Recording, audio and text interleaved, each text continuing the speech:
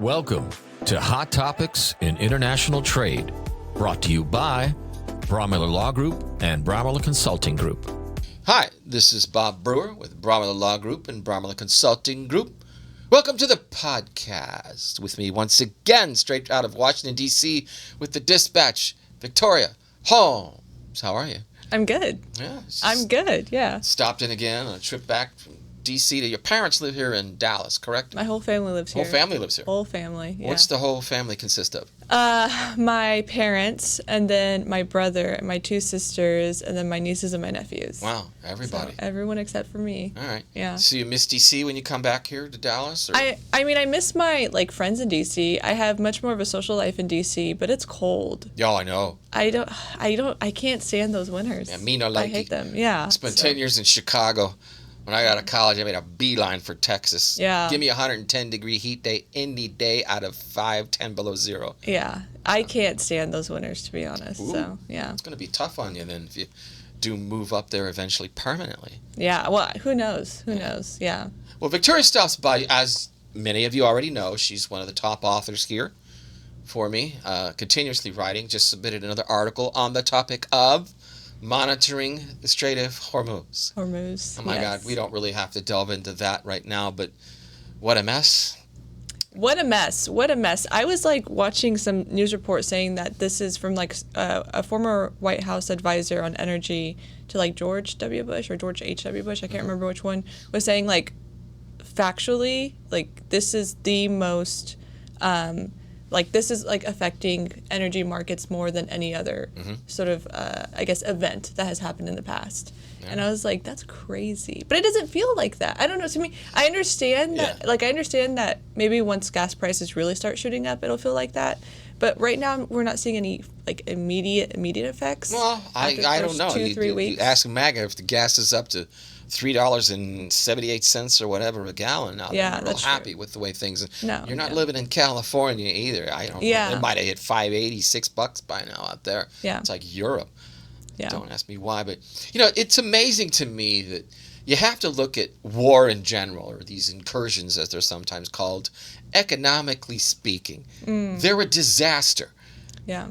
Beyond the stretch of anyone's imagination, for God's sakes. I mean, ask Putin. Yeah. How things have turned out for him. For him, they're going well. Nah, he gets a little money now with the oil, but still, the economy's not doing well. Yes, this is true. I meant in the immediate sense, I think the sanctions are being lifted on some of the crude oil. Yeah, so he is getting somewhat of a little reprieve. Getting some cash in his pocket. Sure. But in the long term, who knows? Well, yeah, but you look at there was 20% of oil comes through that strait. And you wrote on this too. Think about this from the perspective of Taiwan. China's got to be looking at this and saying, you know what? My God, we'll be shooting ourselves in the foot. Yeah. Based on how much trade we've got going through that Taiwan Strait, and that gets locked down, just like the Strait of Hormuz, what's that going to cost us? Yeah. A lot. Yeah. A lot. So Xi Jinping's got to he's got to be thinking about, okay, can we really afford to do this? I think President Trump even called on China to help out with the Strait of Hormuz stuff. Yeah. But I don't think that's not going to happen. He called on a lot of people. That was never going to happen either. But they also have I think a strategic reserve. Oh yeah, they've got 1.3 billion barrels or something crazy. Plus all the renewable energy. They were structured for this years ago. Yeah. I mean, if anyone can survive this, it's China.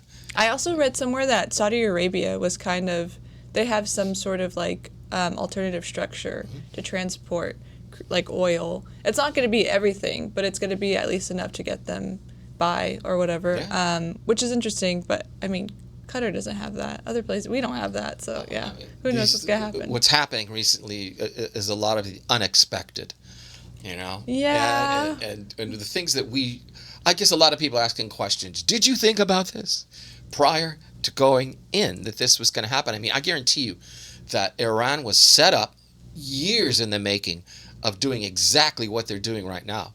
Just in the Strait of Hormuz. I mean, the mines, the mini submarines that are, you can't even see them on the radar, apparently. I mean, there's thousands of mines. I don't know how many of those mini submarines that are out there, and they're just, hitting these ships. Yeah. And Trump's saying, have some guts. You get on a ship and try to go through this strait right now. Yeah. I don't want to risk my life. Yeah. And the insurance is like, I don't think so. So we have a problem on our hands, and nobody wants to get involved, because you're not just going to escort some ship through the Hormuz Strait. You're going to get fired upon. Yeah. And you're going to want to fire back, and you're going to be dragged right into this. And a lot of them, even there's like Starmer saying, no, at this point. No. Yeah, well, but one of the things, too, is, like, Trump is saying, like, oh, this is part of the plan, which there was no plan after. I think they assumed that it was going to be like Venezuela, where they would capture or kill the, the Iranian dictator or the Ayatollah, and then there would be, like, some sort of workable relationship with whoever's next in charge, and that just did not happen.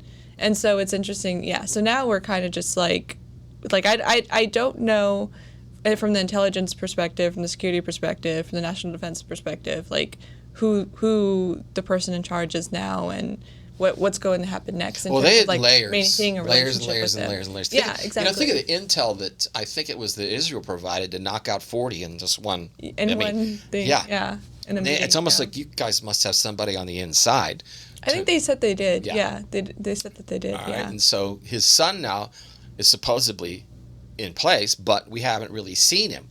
That's what I was trying to understand. But we haven't seen him. Yeah. And then now they just killed another top official. I mean, Israel's on a war path that I don't know if it's particularly aligned with the United States of America right now. But no. I mean, Bibi, he's got some ideas on how to just shut this thing down. Yeah. So even if we stopped a week from now, I don't think Israel wants to. No, I don't think so either. Which is interesting, because there's also like these crazy social media videos coming out saying that Bibi's dead. Have you seen those? Not yet. I don't believe so them. Much out there that I don't believe them, but you have to take it with a grain. But it's really annoying, because my niece is like, and she's 21, and she's messaging me, and she's like, "Is Bibi alive or dead?"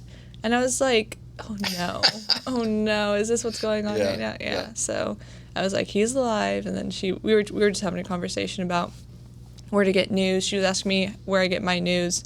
I was like, I work for a news organization, right? She's so in her own It's not just the Dispatch, though. I have other sources. I mean, I told some peeps out there a while ago, I look at other sources like East Asia Tonight. Yeah. Vitaly Edwards. It's just to get a whole different perspective from what does South Korea think about what's going on right now? What's Japan? I mean, everybody's taking a hit. Yes. And a lot of countries out there aren't real happy with what's going on, with what we've done.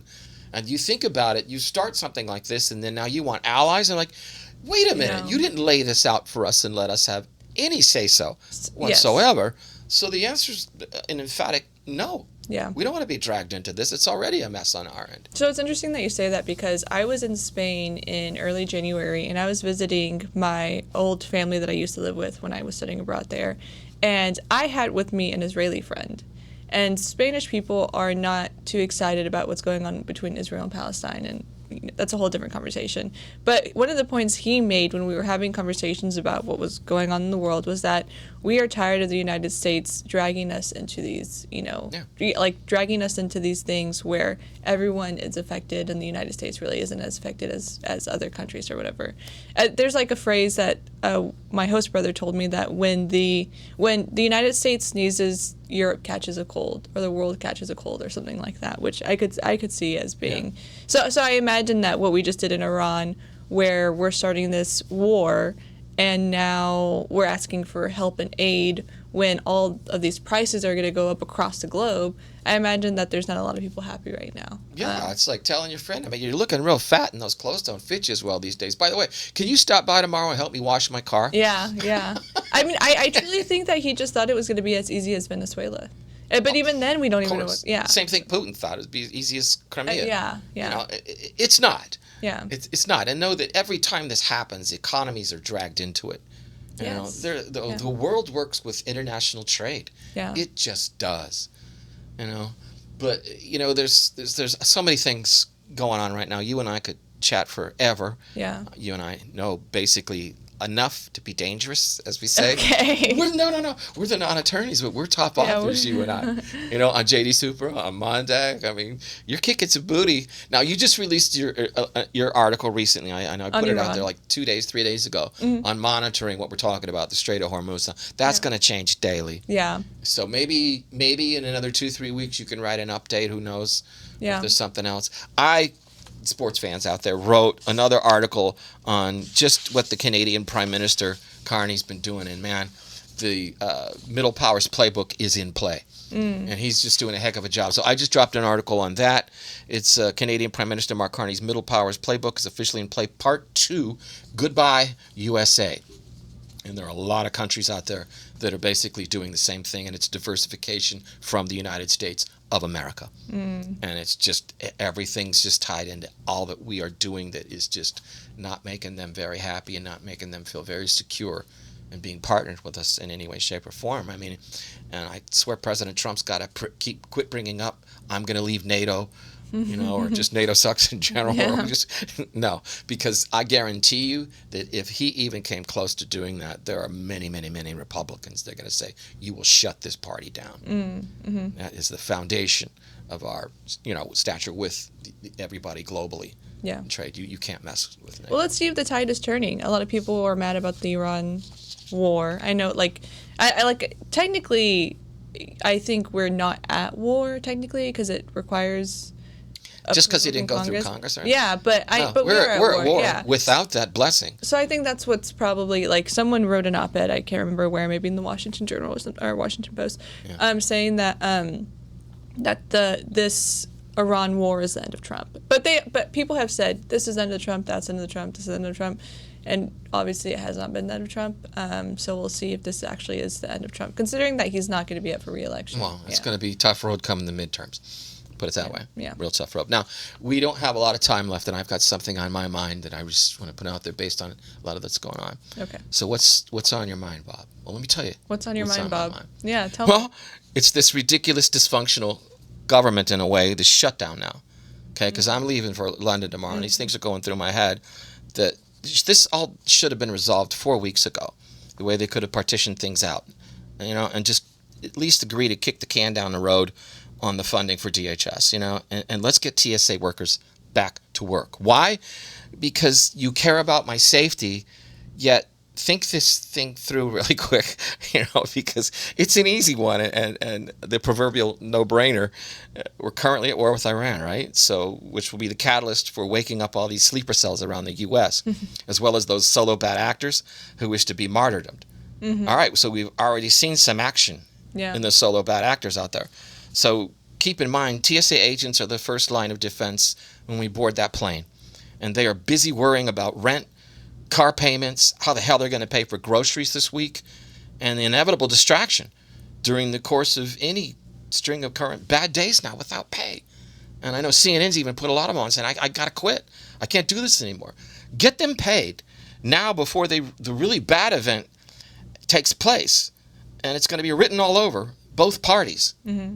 That explosion in the air or whatever happens because they got something on the plane because TSA agents were distracted. And the next government shutdown, we the people have taken a vote, and it's only you who don't get paid, the senators, for not doing your job on a bipartisan basis and making this happen. So we the people are betting that will bring you to the negotiating table and provide for a quick resolution. I am concerned that something really bad can happen now with waking up these people. They're just emphatic. I mean, you and I sit here, we don't really know what it means to really clutch onto that martyrdom.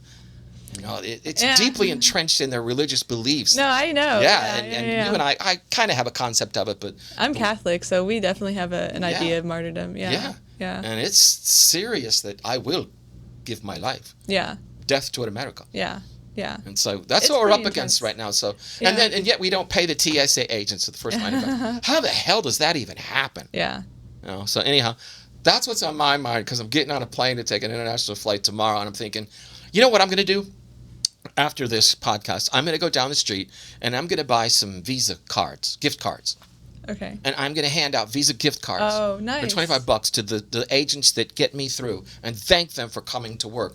People, do this. At least let them know that we care and we understand that it's dysfunctional. You should be getting something out of it, and it's the least we can do. Yeah. Yeah. That's how I feel about it. Well, sometimes when I am on the metro and we're in those tunnels and all of a sudden we have like a 2-minute delay, I do get kind of nervous. Why? I was thinking like after the whole, when was it, February 28th when this all started, I wasn't really thinking about like my transportation, like I just take the metro to work. And then now I'm kind of just like, should I be worried about I know. everything that's going on? We have to think about these things because it's in the news. Yeah.